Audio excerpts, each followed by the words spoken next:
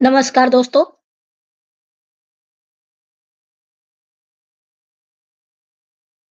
नमस्कार दोस्तों।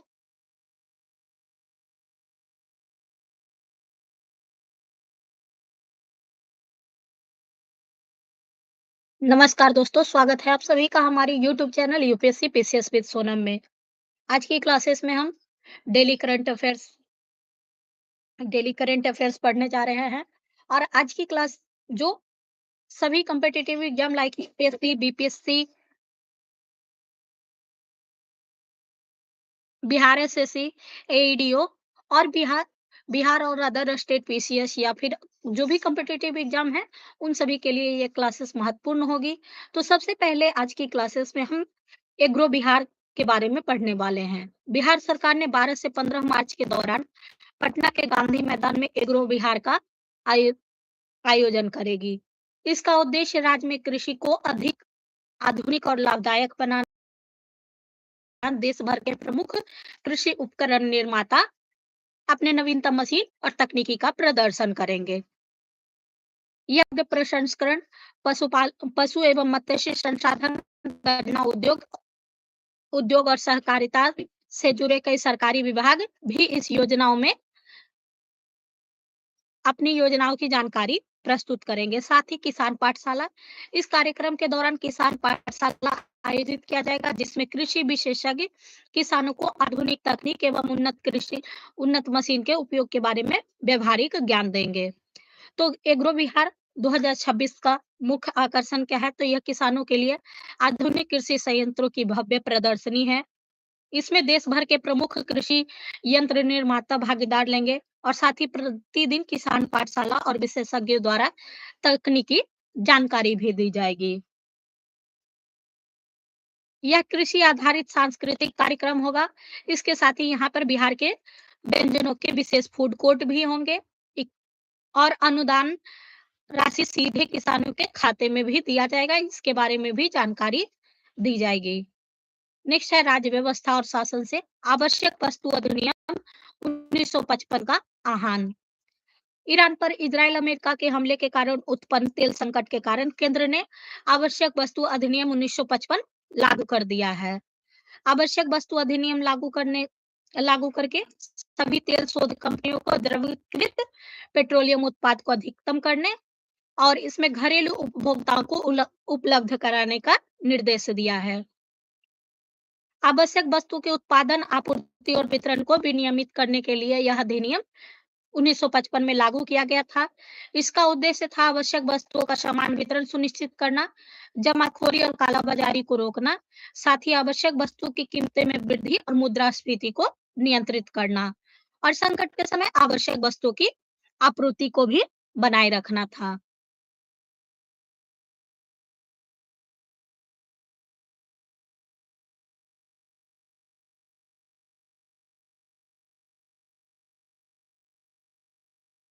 इसकी पृष्ठभूमि है, यह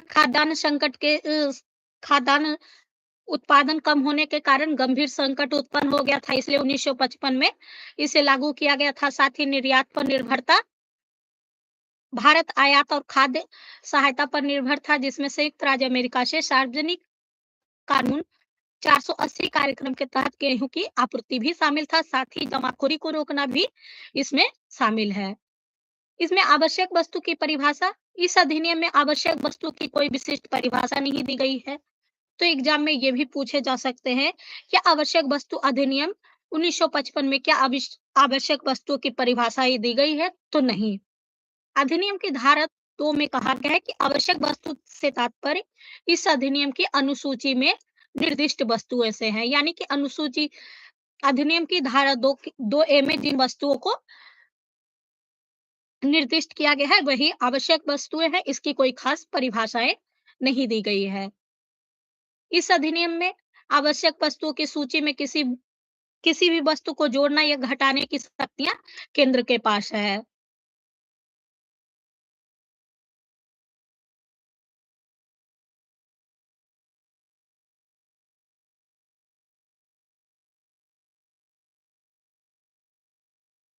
केंद्र को लगता है कि जनहित में ऐसा करना है तो वह राज्य सरकारों से परामर्श करके किसी भी वस्तु को आवश्यक वस्तु के रूप में अधिसूचित कर सकता है। और वर्ष 2020 में भी इसमें संशोधन किया गया था। और यह संशोधन केंद्र की शक्ति को केवल असाधारण परिस्थिति तक सीमित कर दिया गया है, जैसे युद्ध, अकाल, असाधारण मूल्य वृद्धि या गंभीर प्राकृतिक आपदा के लिए उस समय किया जाता है। साथ ही आवश्यक वस्तु अधिनियम को 1955 को लागू करने के पूर्व उदाहरण है। तो अप्रैल 2020 में कोविड-19 के प्रसार के दौरान लागू किया गया था। वही मई 2022 में विदेश व्यापार महानिदेशालय ने घरेलू उपलब्धता और मूल्य स्थिरता को बनाए रखने के लिए इसमें शामिल किया गया था। और साथ ही सितंबर 2023 में कृत्रिम कमी और बढ़ती कीमतों पर अंकुश लगाने के लिए भी ये किया गया था। नेक्स्ट है dark net drug network. Narcotics control bureau ने टीम कालिक नामक एक Akhil Bharatiya dark net drug network का भांडाफोड़ किया गया है, जिसमें नशीले पदार्थों की तस्करी के लिए क्रिप्टो करेंसी और इनक्रिप्टेड प्लेटफॉर्म का खुलासा किया गया है। तो इसमें हम जानते हैं कि क्या आप जानते हैं कि क्रिप्टो करेंसी क्या है और एनक्रिप्टेड प्लेटफॉर्म क्या है? अगर आपको इन दोनों के बारे में पता है तो कृपया कर कमेंट बॉक्स में कमेंट करें। टीम काल की एन्क्रिप्टेड संचार प्लेटफॉर्म और क्रिप्टो करेंसी लेन-देन के माध्यम से काम करती थी। नेक्स्ट है डार्क नेट क्या है? तो डार्क नेट एक ऐसा गुप्त इंटरनेट प्लेटफॉर्म है जिसका इस्तेमाल नशीले पदार्थों की बिक्री, अश्लील सामग्री के आदान-प्रदान और अन्य अवैध गतिविधियों के लिए किया जाता है। यह प्लेटफॉर्म कानून प्रवर्तन एजेंसी की निगरानी से बचने के लिए गुप्त नेटवर्क का उपयोग करता है। डार्कनेट ड्रग सिंडिकेट संगठित आपराधिक नेटवर्क को संदर्भित करता है जो नशीले पदार्थों की तस्करी के लिए डार्क वेब की गुमनामी का लाभ उठाते हैं और ये अक्सर भुगतान के लिए क्रिप्टो करेंसी का उपयोग करते हैं। नेक्स्ट है आमतौर पर तस्करी की जाने वाली दवाएं, जिसमें लाइसर्जिक एसिड डाइमिथाइल है, मिथाइल मिथाइल नेडियोनोमिक्स, मेथेम्पटाइन गोलियां हैं और तरल एमडीएमए है। साथ ही चरस और एम्फेटाइन है।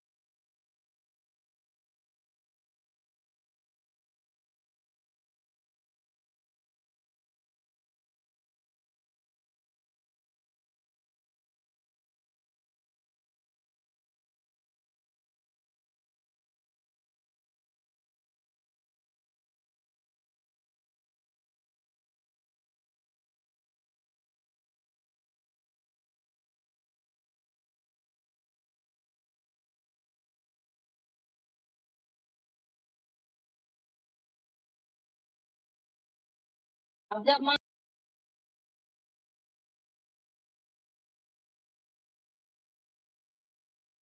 नेक्स्ट है नारकोटिक्स कंट्रोल ब्यूरो के बारे में।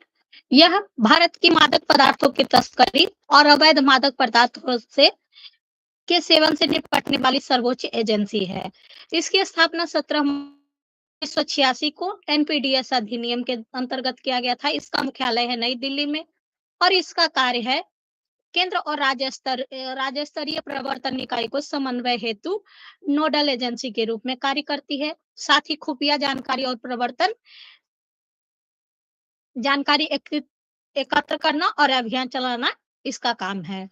डार्कनेट ड्रग सिंडिकेट का हालिया अभियान ऑपरेशन केटा मेलाइन, एनसीबी ने ऑपरेशन केटा मेलाइन का नेतृत्व करने वाले एक लेवल के 4 भारतीय डार्कनेट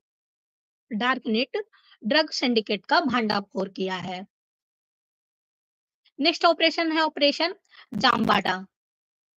नेक्स्ट है अंतरराष्ट्रीय संबंध से 3 सी इनिशिएटिव्स।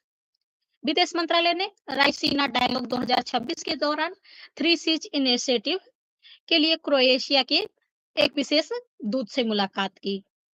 3SI वार्ता के साथ भारत में सुरक्षा, रक्षा, व्यापार संबंधों पर ध्यान केंद्रित करते हुए पोलैंड के साथ अपनी वर्ष 2024 से 28 तक के कार्य योजनाओं को मंजूरी दी है। 3 इनिशिएटिव यह बाल्टिक, एड्रियाटिक और काला सागर के बीच स्थित 13 यूरोपीय संघ देशों का एक राजनीतिक और आर्थिक मंच है। यह वर्ष 2015 में लॉन्च किया गया था।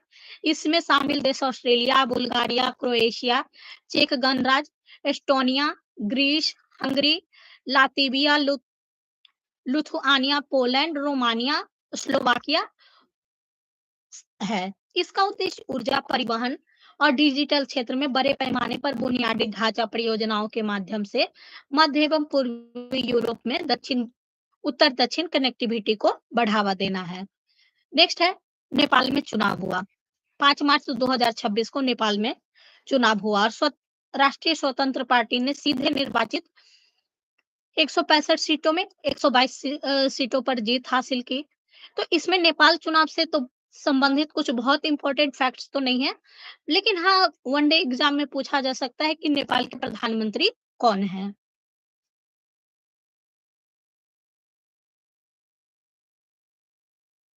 इसके साथ ही नेपाल में बहुत ही राजनीतिक अस्थिरता का माहौल था, इसलिए भी नेपाल सुर्खियों में रहेगा।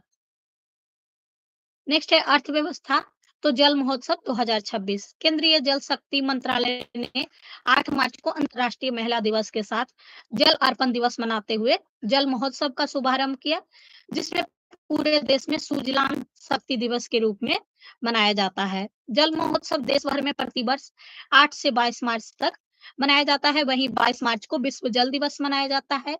इसका उद्देश्य ग्रामीण पेयजल प्रबंधन में सामुदायिक भागीदारी को सशक्त बनाना और जल संरक्षण को बढ़ावा देना और विशेषकर जल जीवन मिशन के अंतर्गत संबंधित मंत्रालय जल शक्ति मंत्रालय है। इसका क्रियान्वयन पेयजल एवं स्वच्छता विभाग है।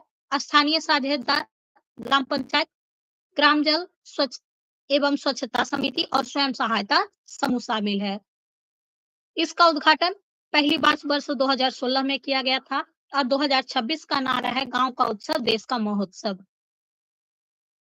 देश भर में जल अर्पण समारोह आयोजित किए गए और कार्यक्रम नवसारी गुजरात से प्रारंभ किया गया।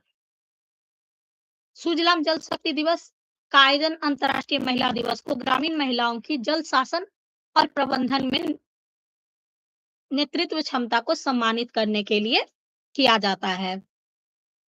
इसका संचालन जल शक्ति मंत्रालय के तहत पेयजल एवं स्वच्छता विभाग, ग्राम पंचायत, VWSCS और SHG के सहयोग से किया जाता है और इसका महत्व है कि महिलाओं को घरेलू जल प्रबंधन और गुणवत्ता परीक्षण में प्रमुख हिस्सेदारी के रूप में मान्यता देना, साथ ही सामुदायिक नेतृत्व करने वाली जल संरक्षण गतिविधि और पेयजल संपत्तियों के रखरखाव को प्रोत्साहित करना और महिलाओं को पंप ऑपरेटर, जल निरीक्षक और सामुदायिक नेता के रूप में सशक्त बनाकर जल जीवन मिशन के उद्देश्य को मजबूत करना है।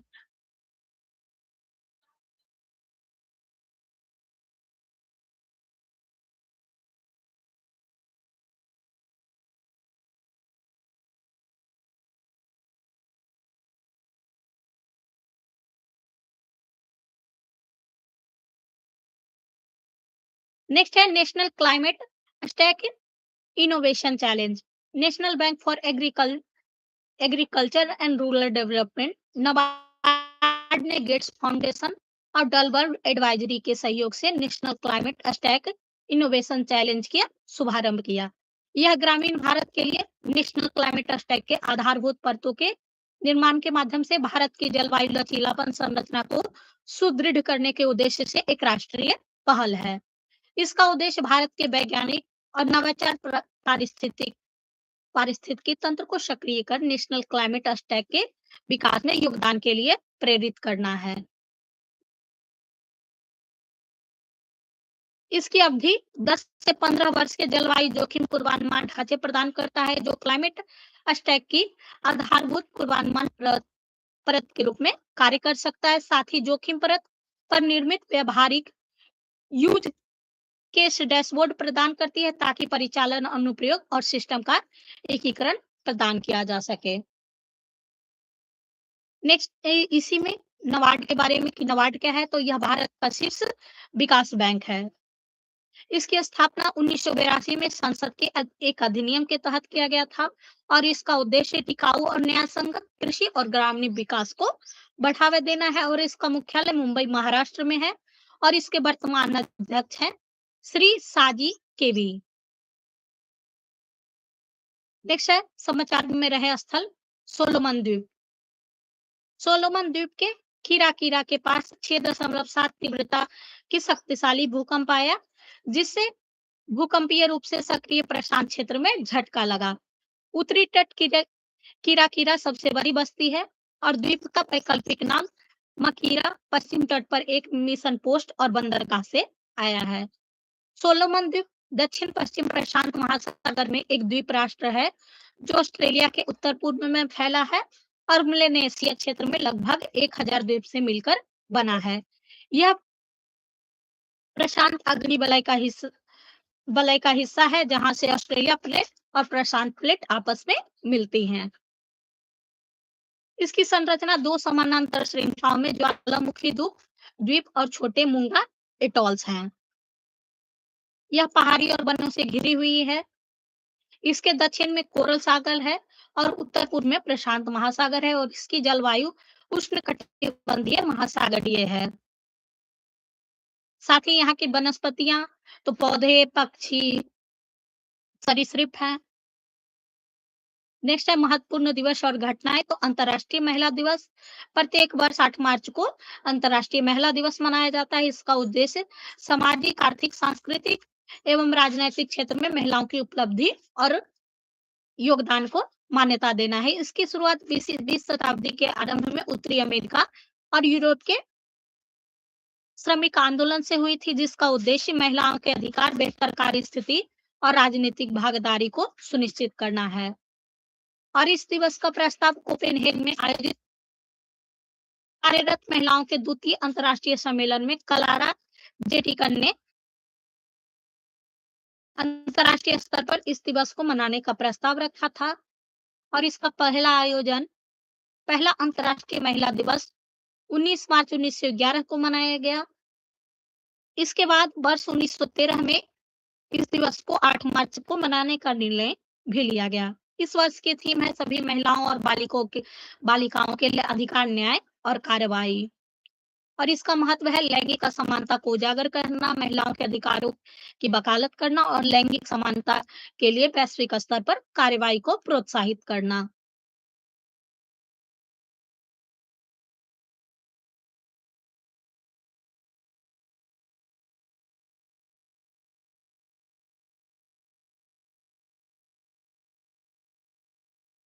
ग्लोबल गिव टू गेन अभियान। अंतर्राष्ट्रीय महिला दिवस 2026 को गिव टू गेन अभियान नामक एक वैश्विक अभियान के साथ मनाया जा रहा है, जो लैंगिक समानता को आगे बढ़ाने में सामूहिक सहयोग की शक्ति को रेखांकित करता है।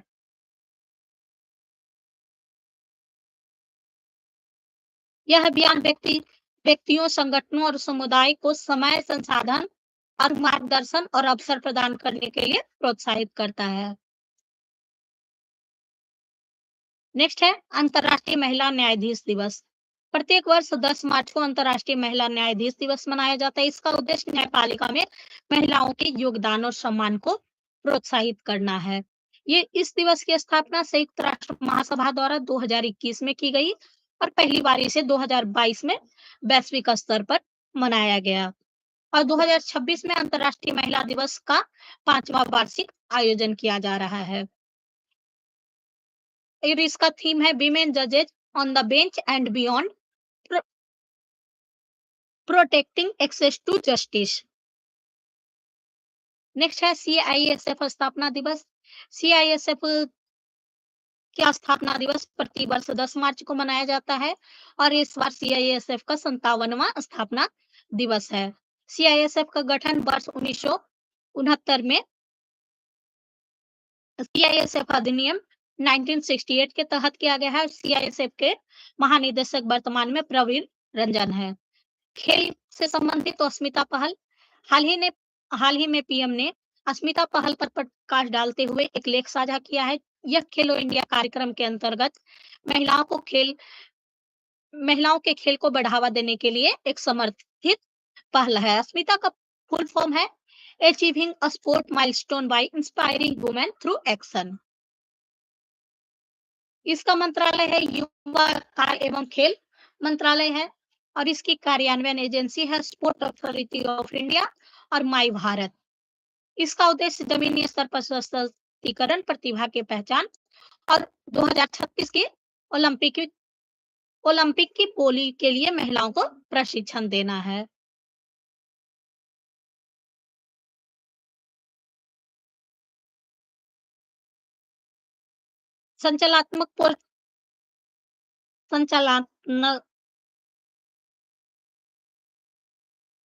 इसका मुख्य फोकस है एथलेटिक्स यानी ट्रैक स्पर्धाओं पर ध्यान देना, जिसके लिए वायु वर्ग अंडर 13 टू 18 और 18+ निर्धारित है और साथ ही तकनीकी उत्कृष्टता। अंतर्राष्ट्रीय महिला दिवस पर 250 स्थानों पर 21 साल राष्ट्रव्यापी लीग आयोजित की गई, जिसमें एक ही दिन में रिकॉर्ड 2.5 महिलाओं ने भाग लिया। तो दोस्तों, आज का हमारा ये सेशन यहीं पे समाप्त होता है। आज के करंट अफेयर्स से संबंधित कुछ क्वेश्चन है। तो पीच वन्यजीव अभ्यारण्य जो हाल ही में समाचार पत्रों में देखा गया, वह किस राज्य में स्थित है? कृपया कर इसका जवाब कमेंट बॉक्स में दें। Thank you for watching. मिलते हैं अगले सेशन में। तब तक के लिए धन्यवाद। पढ़ते रहें, आगे बढ़ते रहें। फिर मिलेंगे अगले सेशन में।